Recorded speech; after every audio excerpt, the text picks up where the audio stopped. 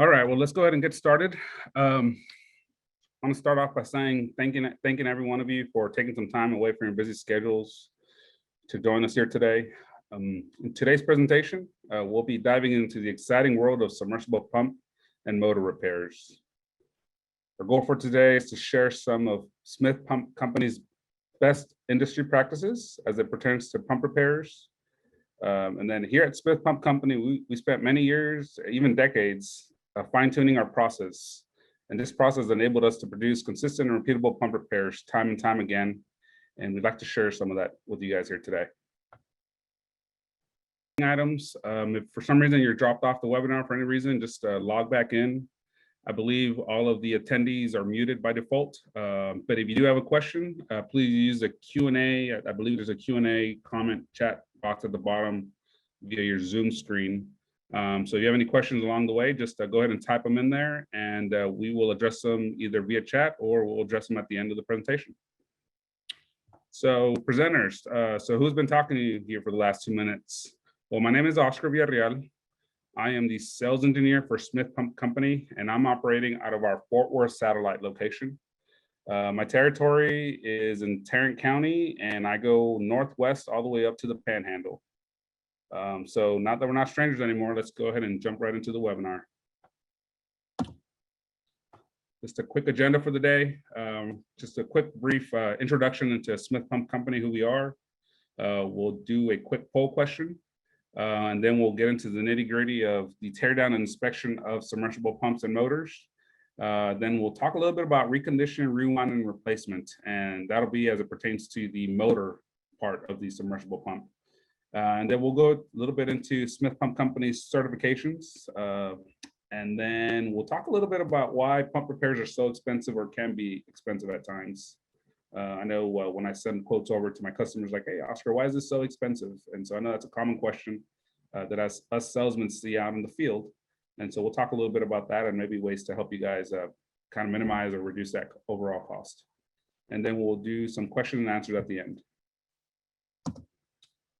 So just a brief look at Smith Pump. Smith Pump was founded in 1962 in Waco, Texas, and it was founded by Thomas G. Smith. As it sits today, Smith Pump has about 75 employees, and we have satellite locations in Fort Worth, Austin, and Houston. Our headquarters is in Waco still to this day. And then our Austin branch actually serves all the way down to South Texas, which is San Antonio, and a little further south, all the way down to the Valley. And then Smith Pump Company the Smith family still has a strong presence of leadership for Smith Pump. And this keeps us a family-owned and operated company to this day. Let's talk about a few of Smith Pump capabilities. All of our locations at Smith Pump have shop services, so where we can perform basic pump services and repairs in our shops. All of our locations have field service capabilities for pump removal and installation. This also includes on-site diagnosis or performance condition assessments.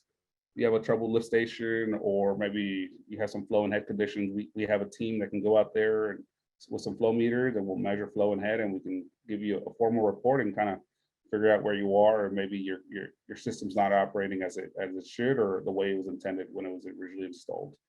We also have a UL listed control panel shop for panel construction and diagnosis, and that's in our Waco facility. And then all of our branches have warehousing capabilities. We stock a lot of 2 horsepower Liberty grinder pumps. That's the pump that we sell the most, and we stock that at our locations. All of our locations have quite a bit of warehouse locations, and we keep a lot of product on the shelves. Our Waco facility is our primary manufacturing location. Our fabrication facility is capable of meeting design specifications using state-of-the-art tooling, and this is primarily done in our Waco facility. We can repair and recondition pumps to meet or exceed OEM requirements in many cases.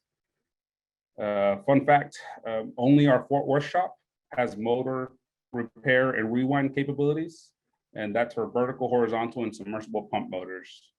And the presentation today will highlight this capability in more detail. So here's a quick snapshot at our line sheet. We are proud of our vast product lines capable of meeting needs of the current municipal water and wastewater pump market. If you need a vertical pump, horizontal pump, end suction pump, submersible pump, we have something in our product line that'll meet your needs. We even have some chopper and grinder pumps for those troublesome nuisance lift station clogging lift stations. We have an assortment of lift station well materials such as concrete, polymer concrete, fiberglass as well. So we have whatever material you may need for your specification. And then we also, I know I already mentioned, we build our own panels. Along with that, we have an array of remote monitoring and control solutions that can easily supplement any existing SCADA systems you may have. We also recently got into the VFD business, and we are proud to offer Danfoss variable frequency drives to go with our other control solutions.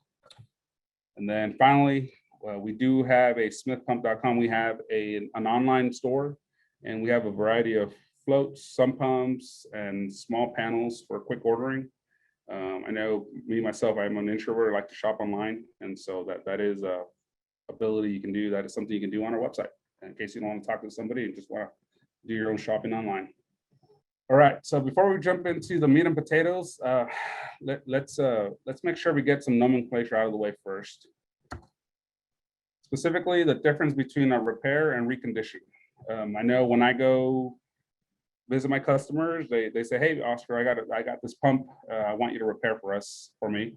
And so I always have to kind of take a few minutes to spell out to my customer exactly what we're going to consider a repair. And so let's kind of differentiate what we mean by that here at Smith Pump. And so let's start with repair.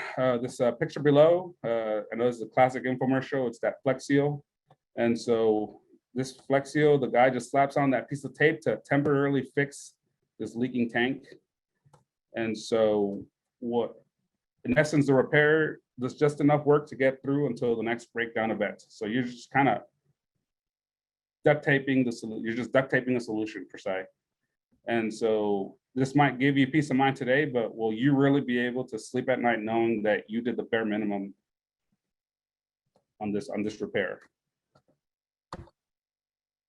And so now let's talk about recondition. So what do we mean by reconditioning? So for us, this is a process that requires attention to all components, detailed attention to all components.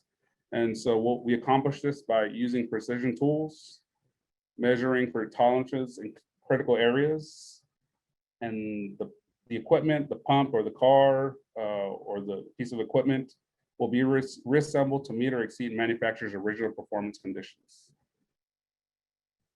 And this is kind of going to be the focus for today, reconditioning of pumps and motors by Smith Pump. Here at Smith Pump Company, all submersible pumps going through our shop will be reconditioned to original OEM spec, if not better. So let's kick this off with a quick poll question. So how does the process of a pump repair at Smith Pump start? Well, it always starts and ends with a form. In this case, we're talking about our pump service form, where you as a customer will share important information about your equipment with us. This information will be used during the teardown and inspection to identify possible root causes for the pump failure. Speaking of forms, did you know that Smith Pump Company is an ISO 9001 certified? From the moment your pump enters our shop and all the way up to its delivery, we have a series of controlled documents to manage the repair process. So you may ask yourself, well, how does ISO 9001 affect you as a customer? Well, what this means to you is that this guarantees, by us following ISO 9001, this guarantees that every pump that comes into our shop, no matter the size, the type, the brand, is going to be repaired in the same way every time. And this ensures the repeatability and consistency of repairs for every pump coming out of our shop. So it's a big benefit for you guys, for us to be 9001 certified. So what's so important about this form? So we'll gather the usual customer and user information. So we'll get names, emails, phone number, that's pretty standard stuff. But what we're really hoping to see here is a pump tag. Consider this, the pump tag is the holy grail when it comes to pumps here at Smith Pump. It kind of sets the tone for how the repair is going to go. If we have a pump tag, then we have a lot of information that we can use to find a parts list and kind of start the process. But without this pump tag, we're going to have to do a lot of research, and it'll slow down the repair process because we got to figure out, well, what pump is this, what model, horsepower. And so having that pump tag is very important, and a lot of that pump tag information goes on our form. So we're also looking for any failure modes or symptoms that you witnessed in the field, and maybe the reason why you brought it in for the shop. Maybe it was pulling high amps. Maybe it was overflowing, so it wasn't moving any water. Maybe it was clogging, and so you're constantly having to clog it, and you clog one too many times, and you brought it in for us to inspect. Any symptoms you can remember, we'll go on this form, and we'll use this to evaluate the pump during our tear down inspection. And then finally, we'll have a little section for you to write down a little bit of the history of the pump.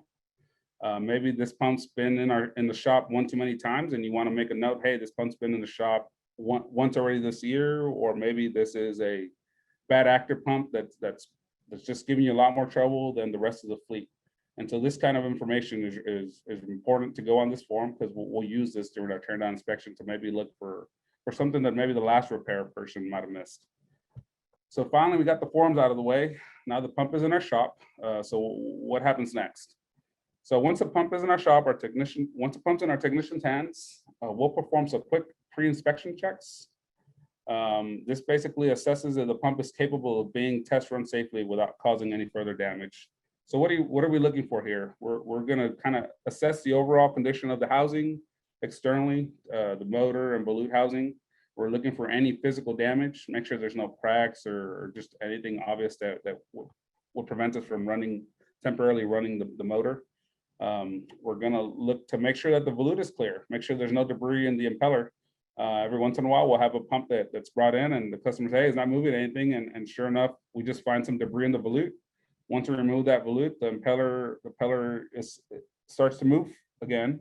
And so we'll test run it, and the pump is fine, and there's really nothing wrong with the pump. So these pre-inspection checks will eliminate some wasted time and energy if there's really nothing wrong with the pump. And then we'll inspect the power cables, make sure that there's no nicks, no cuts, make sure that there's no water in the cable. And so we're doing all these inspections right before we perform a test run to establish a baseline for the motor. And then we'll move on to some electrical checks. We're going to check for insulation with a megger, and we're checking for resistance across the power cord, and then we'll also check for continuity on the overloads and seal fail cables, the control cables. If all that passes, then we'll move on to a quick motor test. And so this basically will energize the motor, and it'll run for less than 2 minutes. It's really more of a bump test. And what we're looking for here is balanced volts and balanced amps. And then in most cases, we'll retest the seal probe. Sometimes if there's water in that motor housing, actually running the motor will excite this water, maybe move it around, and we'll get a seal fail when we didn't get it the first time around. And so this is really an important step. A few weeks ago, we had a pump that came in, and customer said it was bad, and we looked at it, and we didn't find anything wrong with it physically, electrically. It ran fine, and we called the customer and asking the customer, hey, what's wrong with this? What's wrong with your pump, customer? And the customer was like, well, you're the pump expert, so you tell me. And we come to find out that they had a bad capacitor in the panel. And so this was an external capacitor pump, and there's really nothing wrong with the pump. And we saved the customer a lot of money just by not tearing it down and doing the process, because there was really nothing wrong with the pump. So we just gave it a fresh paint job and moved it along back to customer. All right, so now we've established a baseline. So where do we start in terms of tear down inspection? First thing we'll do is we'll take some oil samples. We're hoping to find clear oil in there, but a lot of times we'll find sewage and water and contaminants. A lot of times this is going to reinforce some of those electrical findings. Maybe the motor was shorted, maybe the seal fail was showing that there's moisture, and this kind of validates that. And so we're just kind of looking for that validation from the electrical testing we did earlier. Once oil is drained, typically we'll perform an extended electrical test on pumps over 10 horsepower, and this is called the Baker test. The Baker test consists of a few different standard tests that the Baker machine performs automatically. A stator measure test, a high pot test, surge test, a growler test, and a core loss test. And so all these tests are performed one at a time. And what these tests are going to tell us is whether the stator, rotor, but whether the motor is in good health. It's going to tell us, hey, this motor is good. We can reuse it again. And in that best case scenario, the customer is not going to have to spend any money on a rewind or replacement. But if the motor is questionable, then we have a few different paths that we can take to maybe bring it back to life. And so the overall health will be determined with this test. And that really takes us down 3 different paths of a recondition, rewind, and replacement of the motor, which will be part of the overall repair process. And we'll take one of these 3 paths, and we'll talk about this a little bit further on some of the next slides.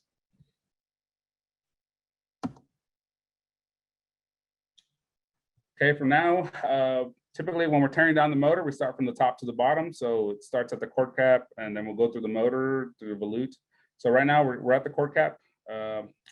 And so when you pop that cord cap off, what we're looking for there is really, hopefully we're hoping to have a nice clean terminal box with no moisture, no signs of any burning or electrical damage. But in most cases, that's not what we find. Usually we'll find sewage or water contaminants in the cord cap, like this picture here on the bottom left. In rare scenarios, we'll find a potting material. This was a pump that we received. Looks like the previous repair company decided to repot the cord cap instead of replacing it. And looks like they didn't give that potting material enough time to cure. And so that potting material started seeping through the pump, and this potting material made it all the way through the motor and all the way into the volute and on the impeller. So it just kind of started oozing through the pump. So that's something that we can find every once in a while. And so with that being said, something that Smith Pump Company is able to do is we're able to repot a cord cap. This top picture up here, this is a cord cap that's being repotted. And so we can go buy some power cables and control cables off the shelf. We'll reuse the same casting, cord cap casting, and we're able to repot it with this potting material. And we've been doing this a long time, and the benefit to you as a customer is it saves you money. Depending on the size of the pump, those cord caps can get pretty expensive. And so this is one of our ways for Smith Pump to mitigate cost, and we're ensuring that the pump meets OEM spec when you receive it.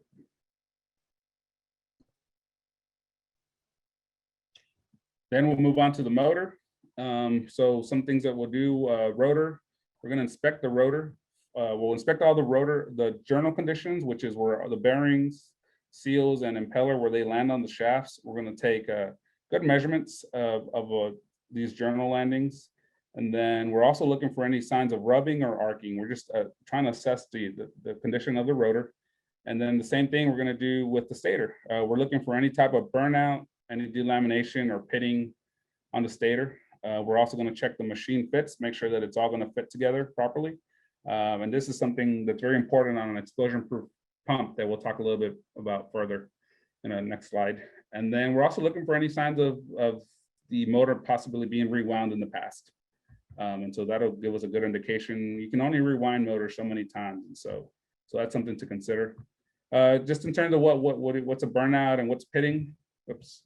In terms of pitting, what we're looking for in pitting on a stator is we're just trying to check the thickness of the stator. We don't want that to get too thin because that could cause issues. And then burnout, we had a pump in the shop here recently where there was some debris that was left in the housing, and it impacted one of the windings, and it shorted the motor, and it created a burnout on the winding, and it shorted the motor. And so interestingly enough, during the oil drain, when we took the oil out, we actually strained it, and we found some leftover debris from the cleaning process from whoever repaired the pump. And it's pretty cool that we're able to find the contaminant or the debris that impacted the winding that shorted it. So that was just something that we found on one of the pumps that we had here in the shop. And so that's the kind of detail that we take here at Smith Pump to ensure that we try to find the root cause of whatever caused that motor to fail, or your seal or bearing or whatever it may be. We take that extra time to investigate. From then we'll move on to bearings. Most of these pumps have an upper and lower bearing. And so we're going to take a lot of measurements of the ID and OD of the bearing. As I mentioned in the last slide, we'll check the shaft journals.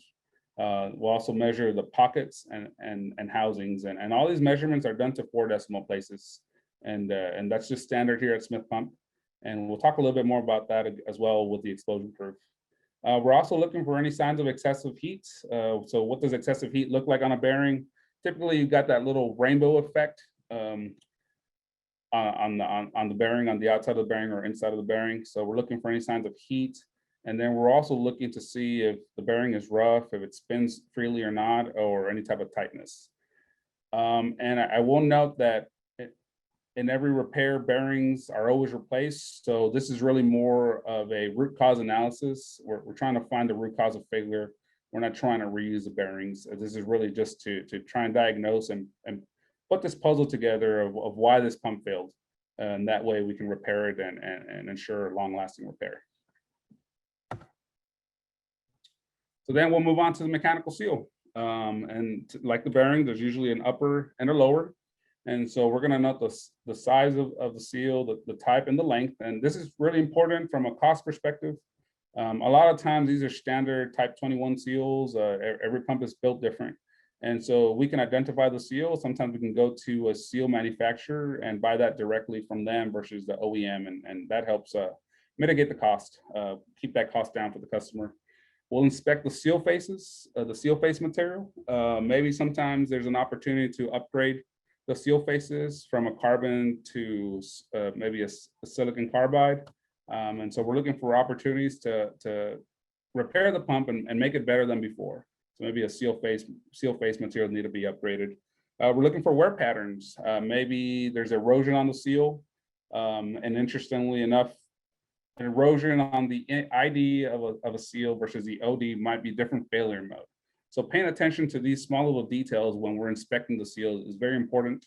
Once again, we're putting a puzzle together, trying to figure out why this pump failed. And so looking for that wear pattern, what it looks like. Maybe there's signs of heat on the ceramic face. And so that would show up like cracks, like micro cracks. And so we're looking for any signs of heat, wear, or anything unusual. And so we'll make note of that in the report and make recommendations on the final repair based on that. And then foreign debris. Sometimes we'll have these wet wipes stuck in the seals, and that kind of maybe validate the fact that the customer said, hey, this pump was clogging. And so some of that debris got behind the impeller and made its way up to the mechanical seal. So we're hoping to validate some of this pump service form information that we received earlier.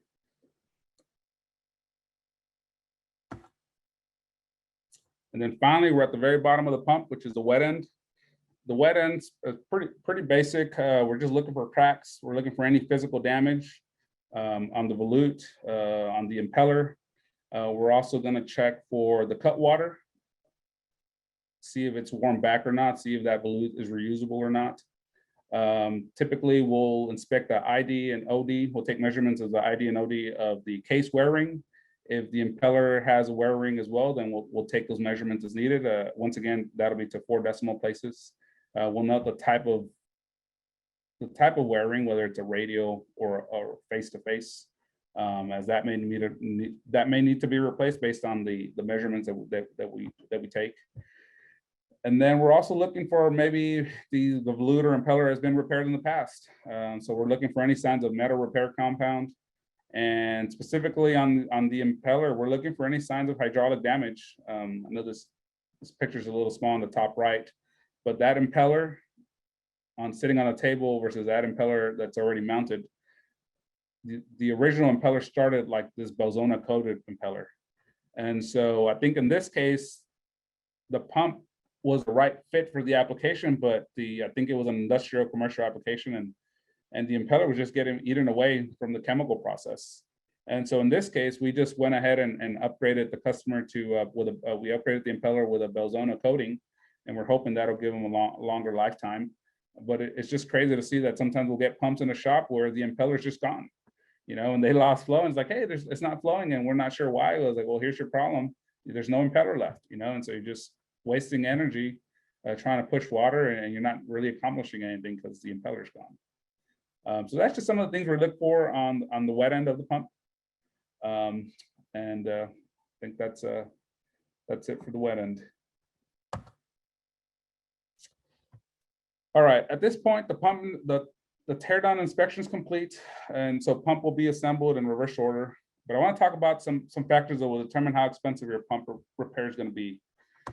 So let's talk about this motor condition assessment. I know we talked about the Baker test at the beginning, and so I said that the Baker test leads us down 3 different paths, and so those paths are going to be a recondition, rewind, and replacement.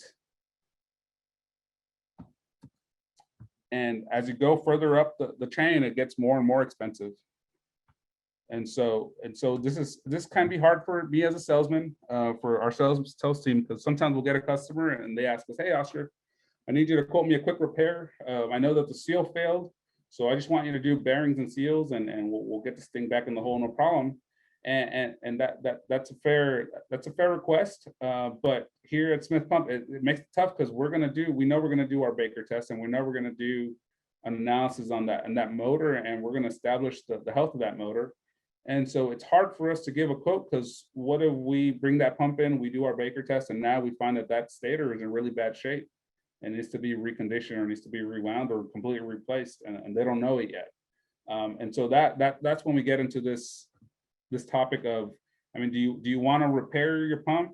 Do you want to do a repair? Do you want to do a recondition? Do you want to be able to sleep at night? So you install your pump, you did the recondition, you know you have a great pump, and so now the pump's installed, and now you can sleep at night, right? You don't have to worry about Friday 3:30 in the afternoon, you get that phone call from your technician, "Hey, the pump's down, what are we going to do?" And it's Friday, and you already think about your Friday night plans. And so you don't want to be in that situation, and we don't want to return a pump to you as a customer and be unsure of whether the pump's going to last you 10 days or a few years. And so that's why we take that time to do that Baker test, and we put all that extra energy into the root cause analysis. And so let's talk a little bit more about recondition, rewind, and replacement to see why these are more expensive the further you go along.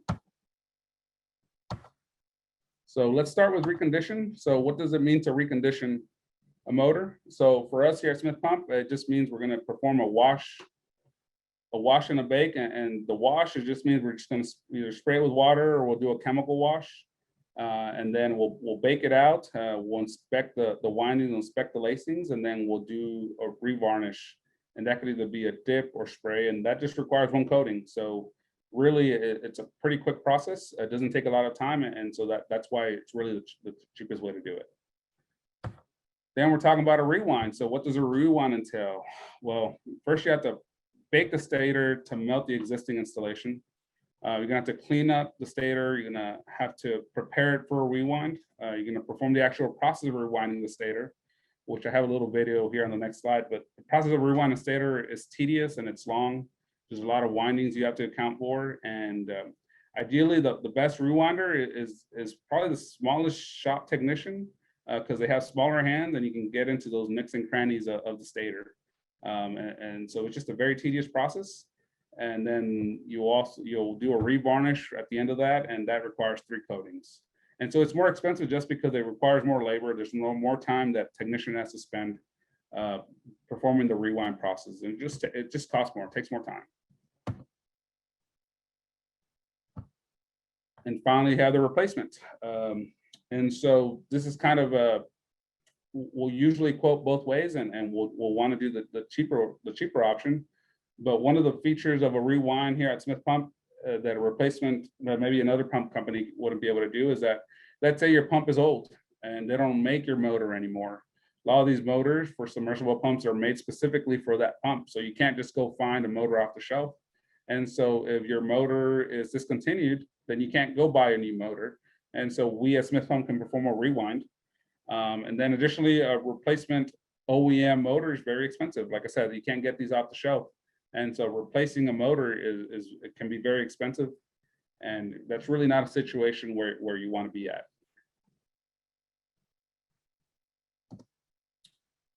So I got this quick video here, kind of a quick video into a stator. 12.6 kilowatt, 4-pole, concentric. Got just a little over halfway. And so it looks like this one's about halfway done. And you can see under all the windings. And so that's about halfway done. And I mean, it's just real tight spaces. Someone has to manually wind each one of these coils. All these windings have to be separated by insulating paper. And so it's just a very tedious process. It takes a lot of time. They have to calculate how many lines are going to go through the winding. I mean, there's just a lot of calculations. It takes a lot of time to perform this. And then obviously once it's completed, we're going to do additional testing again to make sure that it's good. But that's just a quick video just to kind of show you the inside of the stator, so you can see what rewinding kind of looks like.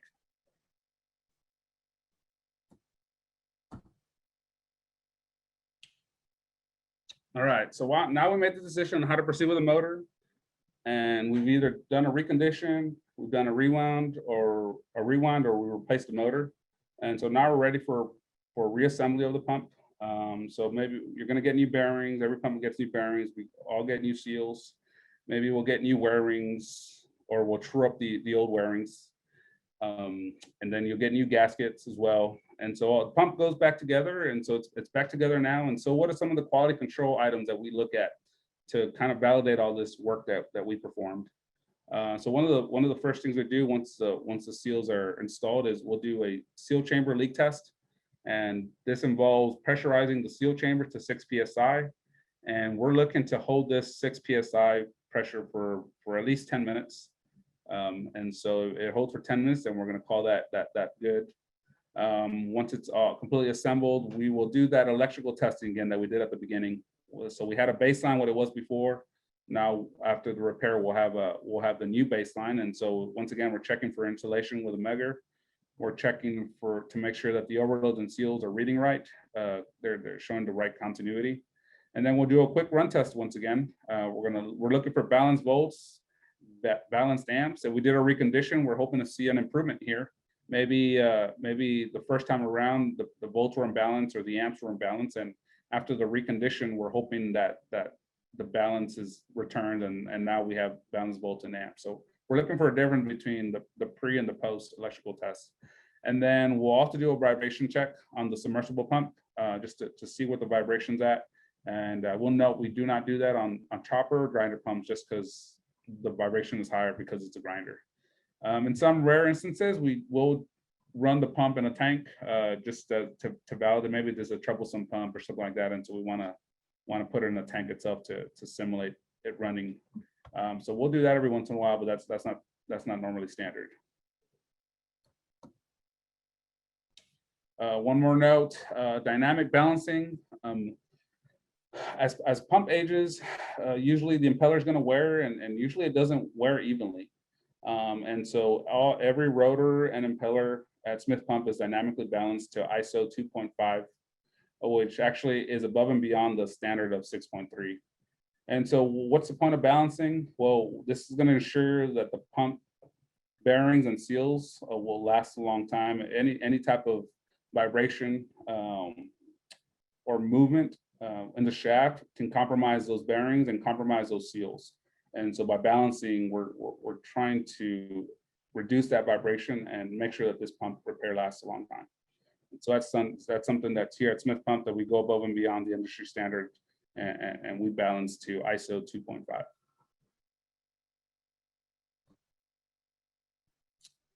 All right, so now I just want to take a few minutes to talk about explosion proof and what that means here at Smith Pump. And so just right off the bat, did you know that in Texas, TCQ standard is that all submersible sewage pumps must be explosion proof? So we don't always find that as we see the pumps coming into the shop. But based on that standard, that TCQ standard, any pump that operates in a sewage application should be explosion proof per their spec. And so because of this, a Smith Pump company, we've spent a lot of time and energy to seek out this explosion proof certification. And specifically as it pertains to Fort Worth, because Fort Worth is where we do the bulk of our Submersible Pump Repairs. And so let's talk a little bit more about explosion proof. So most pump manufacturers will provide pump designs that are explosion proof, but some also offer those same exact pumps with and without certification. So where does this certification come from? Well, the certification comes from a third party like Underwriters Laboratories, UL, Factory Mutual.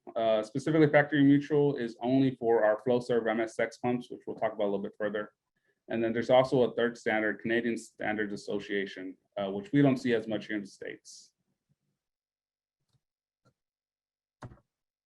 But here at Smith Pump, we can recertify a UL rated explosion proof submersible pump that comes into our shop. If it's UL rated and it still has that original tag on there, we can recertify that UL motor and we can put a new tag on it, recertifying it. And then, like I said, with the FlowServe MSX, we can recertify FM explosion proof on the FlowServe MSX sewage pumps.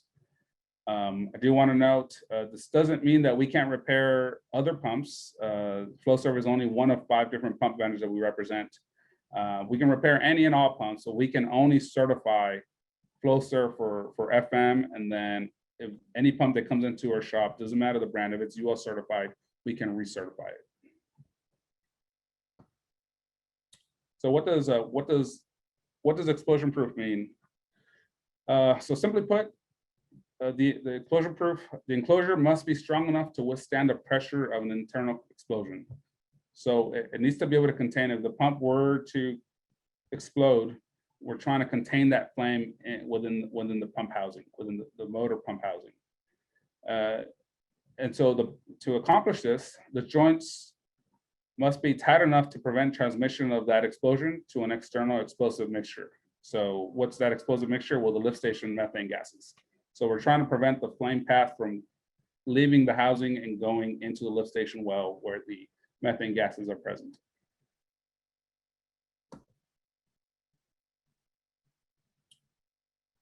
So what does that mean? What does the shop have to do to recertify? What are we looking for? So the shop, so we'll measure all register fits to 4 decimal places. We'll also measure the bores and ODs. And then we'll also inspect the flame path surfaces, and we're looking for any defects. We're looking for grooves, gouges, scratches. We want to make sure that we have clean surfaces touching each other on the register fits. And we want to make sure that those are clean surfaces, because we're going to have to recertify that the flame, if it was to explode, the flame paths aren't going to leave the body. And so if you think about it, Smith Pump, we kind of do all 3 of these steps already during our normal repair process. And so this is kind of something we do for all pumps. Obviously, like I said, we can't certify all pumps, but this is something we already do standard with any pump that comes into our shop. And so what makes explosion proof different? What's that extra step that we have to do? Well, we also have to take some measurements of the motor housing. And what we're going to use this measurement for is we're going to calculate a motor volume, and we're also going to calculate flame path size. And based on that, we are going to say, hey, the register fits the pump. When we reassemble it, it's going to be in the same shape that it was when the original FM tag or UL tag was placed on it. And we can say, if for some reason this pump explodes, we're going to be able to maintain that flame path. We're going to maintain that flame within the housing. And that's really kind of the gist of explosion proof. Just kind of want to throw that out there. I'm not sure if all pump manufacturers are explosion proof certified in terms of repairing, but that's something that Smith Pump does offer to you as a customer. And so finally, let's talk about the cost, right? So why are pump repairs so expensive? And that's probably the biggest question that we get as a salesman. And so what kind of tools, what tools on our tool belt do we have that can help us kind of mitigate the cost of a pump repair that comes into our shop? And so the biggest thing, the biggest and most important thing I would say is a seal fail circuit.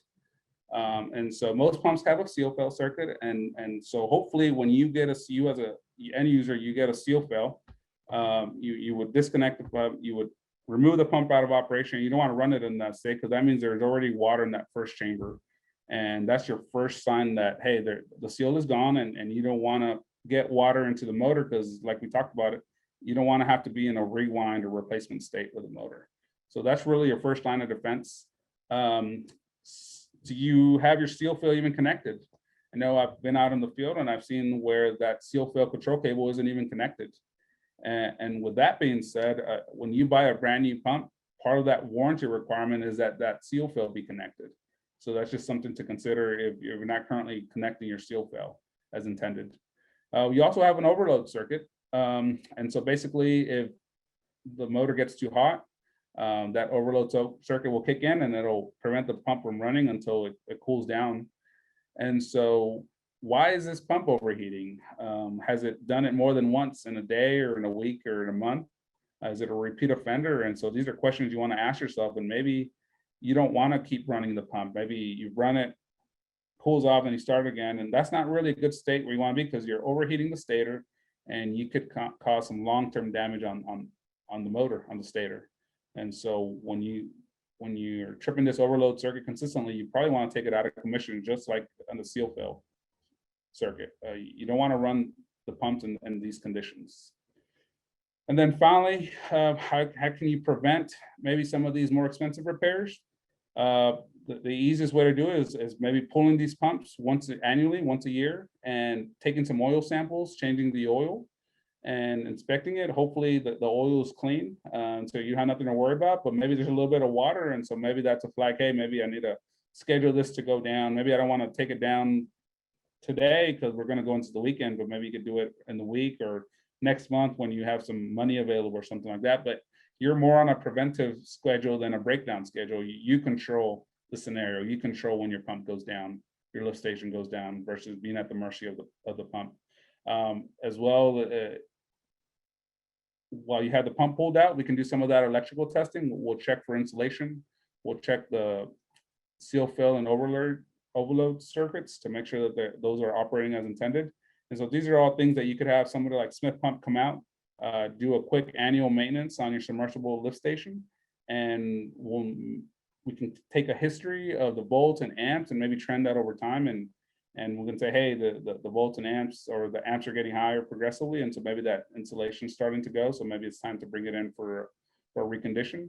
And so maybe taking that time, if you're not already once a year pulling those motors and doing a quick PM on them will save you time and save you money, and really, more importantly, give you that peace of mind that you won't have that breakdown on a Friday afternoon and now you got to worry about it over the weekend. And so you don't want to be in that state. You want to be more in a preventive than a breakdown maintenance frame of mind.